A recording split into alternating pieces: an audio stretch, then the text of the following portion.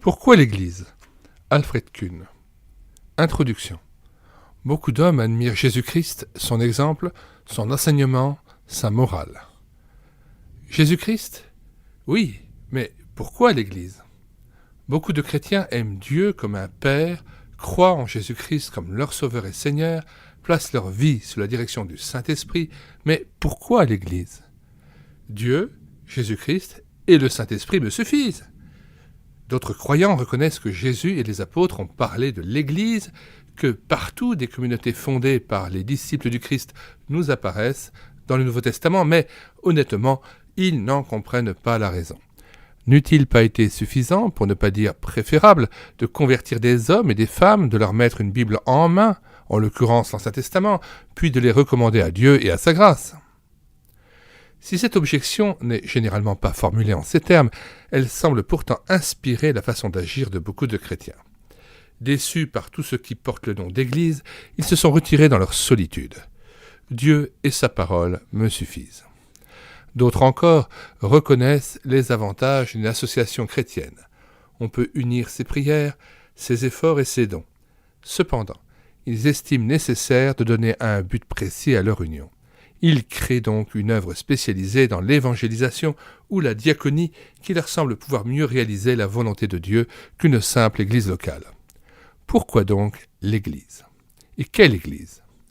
Dans les pages qui viennent, nous emploierons le mot Église dans le même sens que le Nouveau Testament, c'est-à-dire comme désignant l'ensemble des vrais croyants nés de nouveau par le Saint-Esprit et devenus enfants de Dieu. L'Écriture emploie indistinctement ce terme pour l'Église universelle comprenant les chrétiens de tous les temps et de tous les lieux. Exemple, Matthieu 16, verset 18, Éphésiens 1, 22, chapitre 5, verset 25, Colossiens 1, verset 18 et 24, et l'Église locale réunissant des croyants d'un même secteur géographique. Voir Alfred Kuhn, Je bâtirai mon Église, édition Emmaüs, deuxième édition de 1978.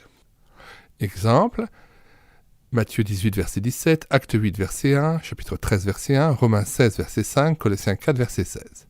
Sur 108 emplois du mot « ecclésia » dans le Nouveau Testament, 90 environ se rapportent à l'Église locale. Nous suivrons cet usage. Si beaucoup de chrétiens ne nient pas la réalité de l'Église universelle, ils contestent l'utilité de se rattacher à une Église locale. C'est à cette objection que nous voudrions principalement répondre dans les pages qui suivent.